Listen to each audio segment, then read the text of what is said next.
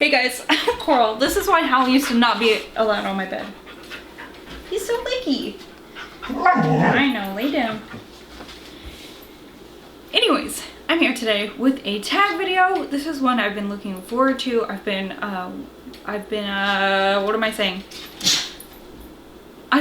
watching other people do it for probably like a month. I've seen Harpies in the Trees do it. I've seen Alex at Hey Little Thrifter do it.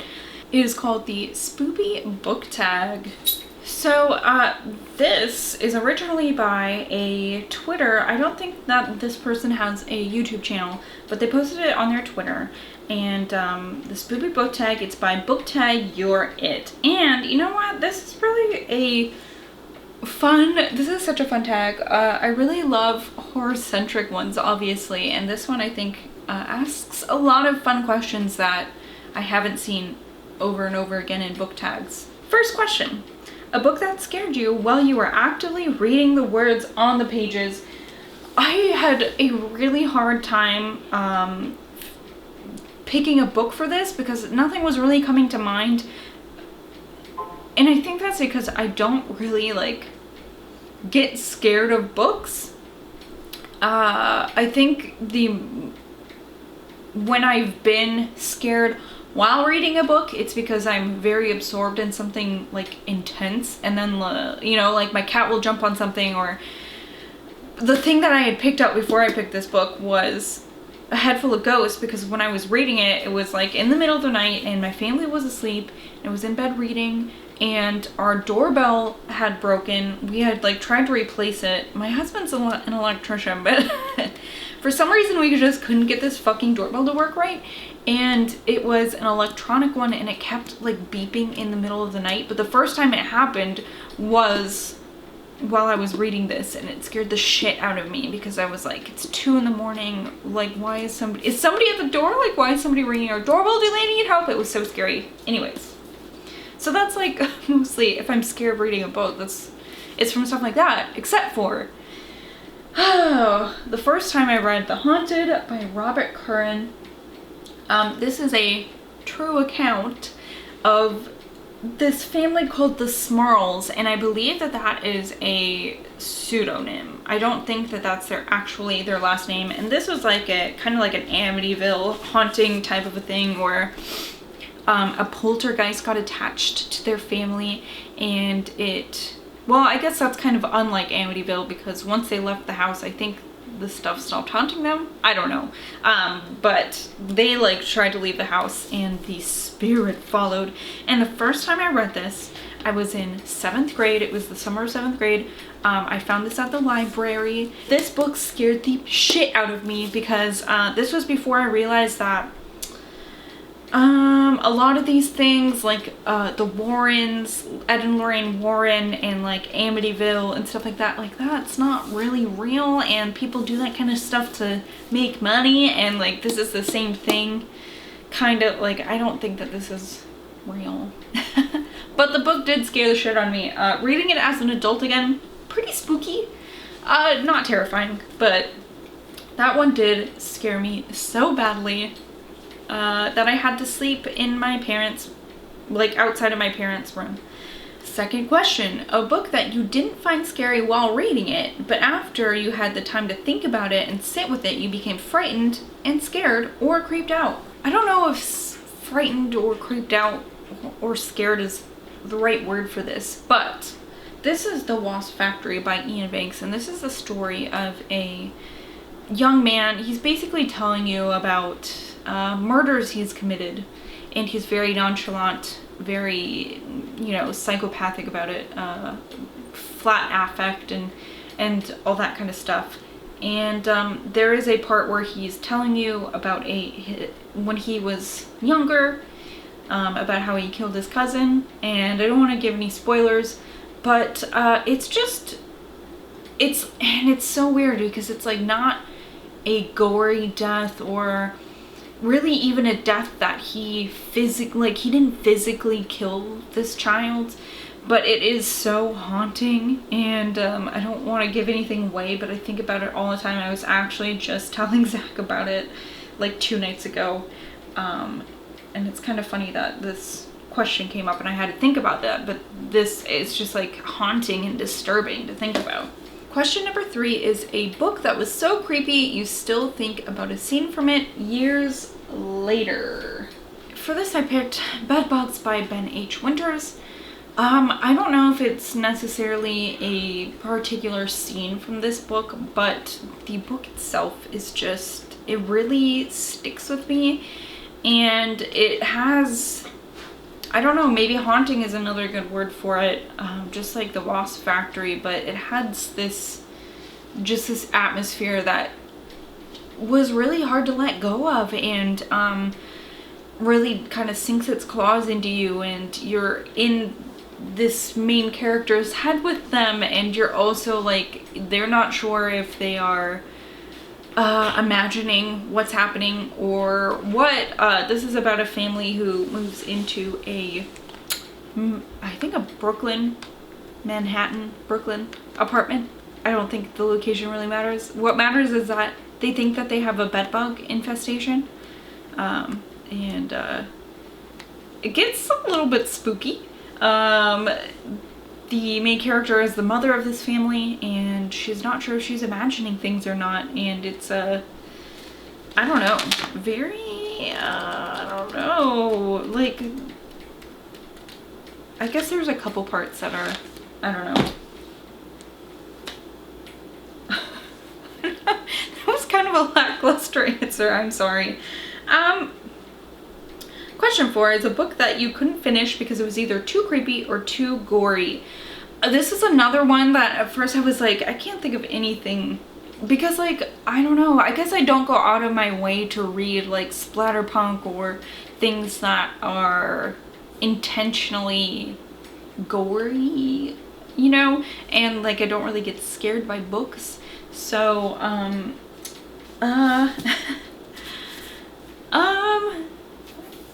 the only book that I can think of that I have never finished because it creeped me out so much is I'll Be Gone in the Dark by Michelle McNamara. I even still have a bookmark in it. I read 150 pages, 151 pages, and then I had to put it down.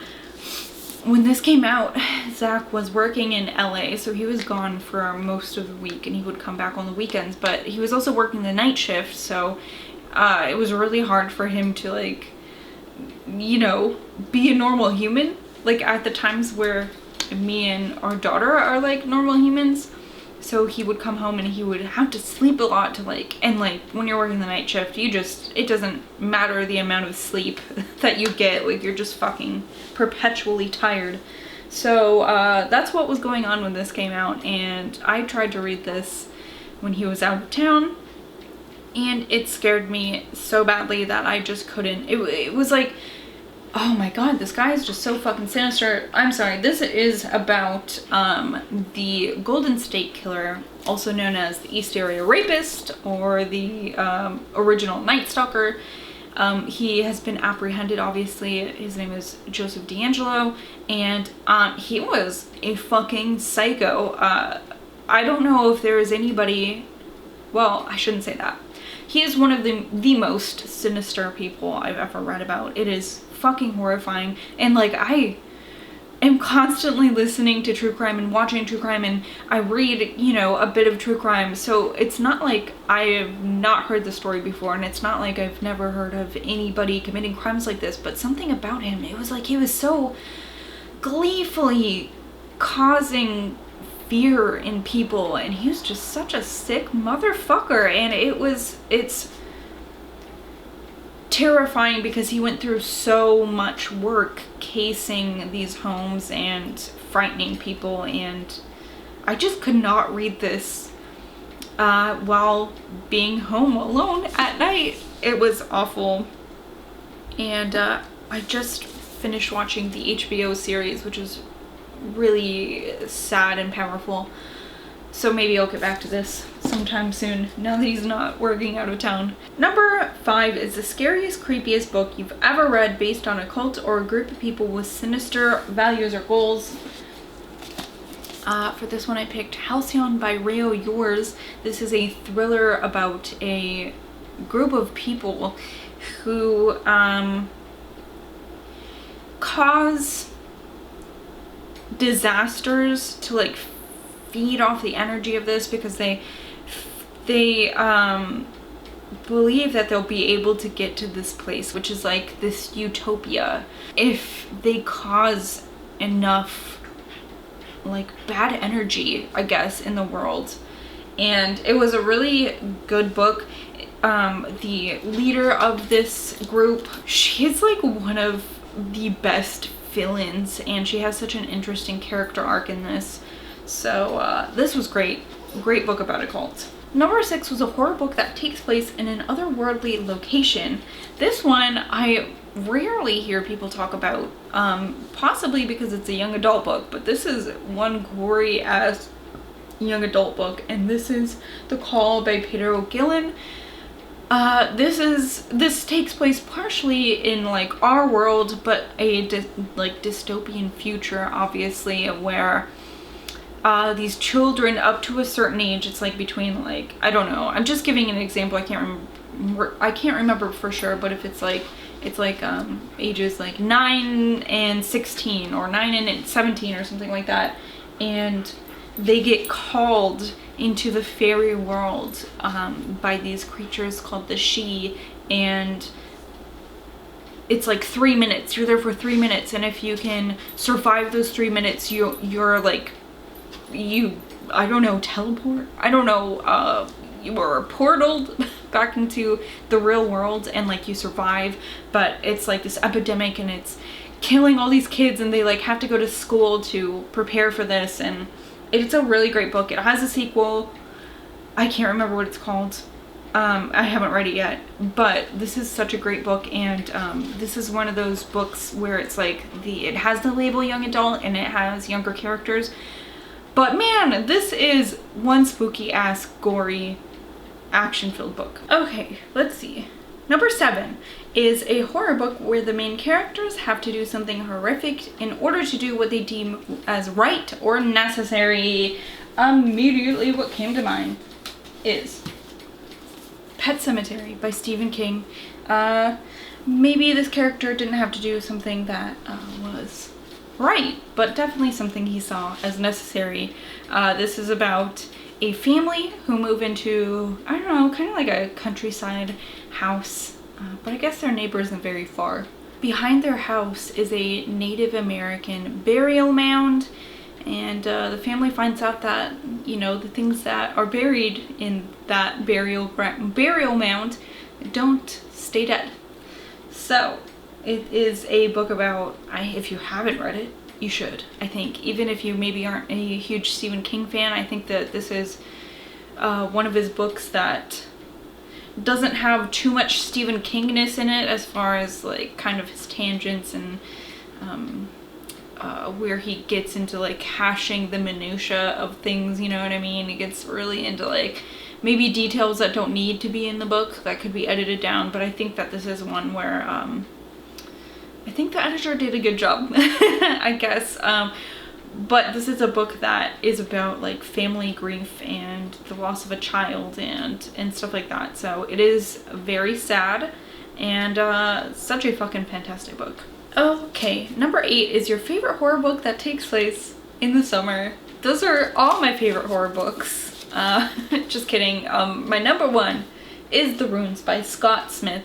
And I definitely think that this is a must-read horror book. This is about, oh my god, I've said this so many times on my channel.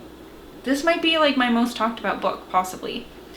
But this is about a group of friends. They're on vacation in Mexico, and they meet some other travelers. And one guy's from Germany, and he is telling them that he's looking for his brother. His brother went off with like an archaeological expedition team to excavate part of a Mayan ruin, I believe it is. I believe it's Mayan, not Aztec or something like that.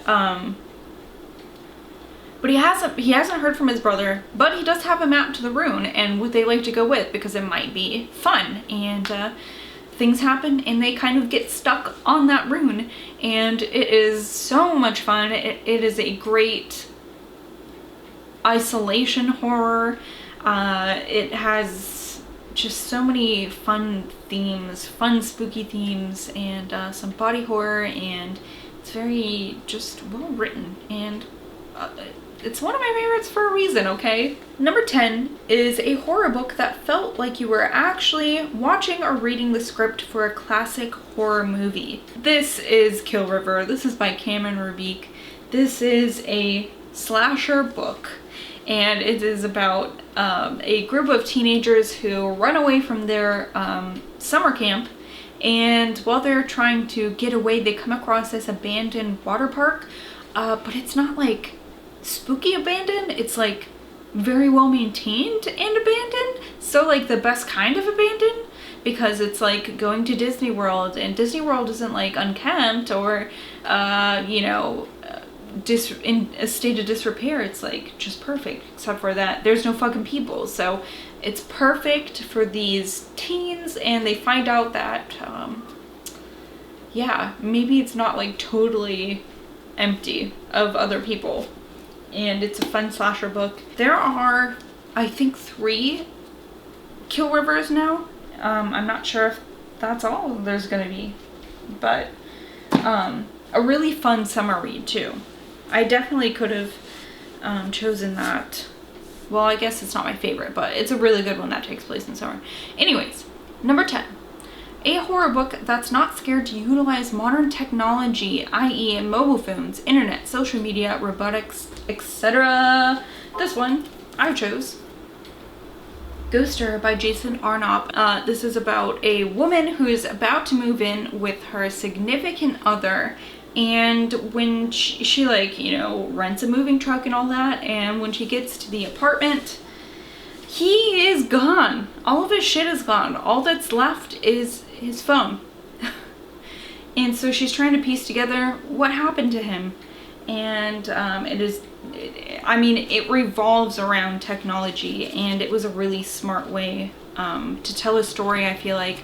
Not my favorite book ever. It felt a little bit long, and I wasn't really a fan of the solution to this problem, but I really loved the main character in this. She was a riot, and I really loved the incorporation of the technology into this story, because a lot of them shy away from that, because like a lot of scary problems could be solved if you just had a cell phone. But this one really kind of went head on into that. Number 11 is a horror book that was written before the year 2000 that you felt was ahead of its time. This one, I kind of smudged it. I kind of cheated a little bit because this was published in 2000. This is Sp0o0oPy Freak. This is the first book in the Sp0o0oPy Freak series. This one is called A Living Nightmare, and this is about a friends, two like preteen boys, I guess. I don't know. They're very young teenagers, at like 12, 13 years old, and they are introduced to this like freak show, I guess. I feel like I don't know if we're supposed to like use that word anymore, but I guess since it's like fictional, it's not really demeaning anyone in particular. I don't know. Could be wrong. Could be very wrong. But it's like a freak circus, a freak show, and they are very interested in this tarantula who can do tricks, and it's very fun, and they suspect that the tarantula's handler is a vampire. I don't think that this necessarily feels like advanced in any way, so much as like it feels like this could have been written 5 years ago still, and like still been just as good, or just as timely, I guess. I don't know, I'm just rambling, but this is a great series. It's like middle grade young adult, still fun for adults, I think. Something that I want to reread, and something that I want my kid to read. 2 more questions. I know this is kind of sucked at it. Number 12. A book that you feel greatly changed or influenced the horror genre for years to come. There are so many that I could have, that, you know, anyone could choose for this. And for this one I picked The Exorcist by William Peter Blatty. And I think that this influenced not just horror literature, but I think it really influenced horror films in kind of a bigger way than maybe literature, because there was obviously much older, greater horror books, you know, Dracula, Frankenstein, The King in Yellow, stuff like that, that predated The Exorcist. But this one definitely was a mainstream horror book that a lot of people who weren't really horror readers or horror film lovers watched and read. And I think that's really amazing. Number 13, a horror book that is so unique that you've yet to come across anything like it. Oh my god, this is Bunny by Mona Awad. This book is so fucking wild. I don't even know how to give you a summary or a synopsis or, you know, anything like that about this book. A very, very, very, very basic, just like skimming the top synopsis of this book is that it takes place at like a college with college students. They are in a special writing program, and there is a group of them that call themselves Bunny. There is one other girl in their program, and she's kind of like doesn't get along with them and thinks they're fucking weird, and they kind of ostracize her until they give her a chance to hang out with them. And then well, shit gets super fucking weird. I don't know. I don't know what to tell you about this book, except for that it was so much fun. It's so quotable, it's so strange, and very fucking bizarre. There are bunnies.